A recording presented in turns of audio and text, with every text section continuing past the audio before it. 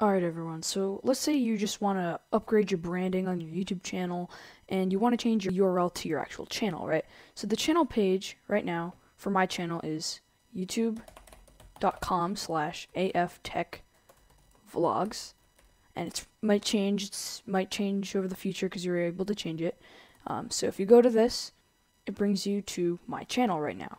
And my channel also has the other URL, which is, maybe I just have to go to your channel, right?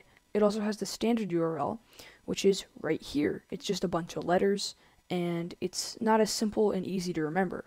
And the custom URLs can really help people remember your URL, and they're just nicer to look at for people who are clicking on it.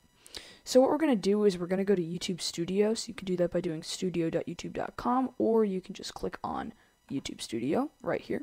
And here I have my channel page, so now we're just going to go down here to customization with the magic wand and move over to basic info. And now we have channel URL and custom URL.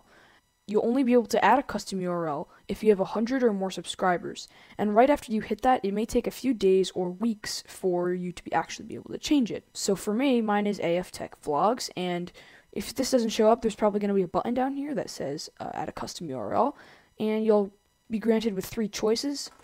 One of them will be based on your channel name, like this. Another one will be your channel name and then letters at the end that you can choose to make it more unique, because sometimes you may be trying to get a URL that someone else has, or sometimes you get sometimes one of the options is to choose the custom URL. So this custom URL is mine, right? And the /c here doesn't actually need to be included in a link if you are going to be sending it to someone or putting it on a website.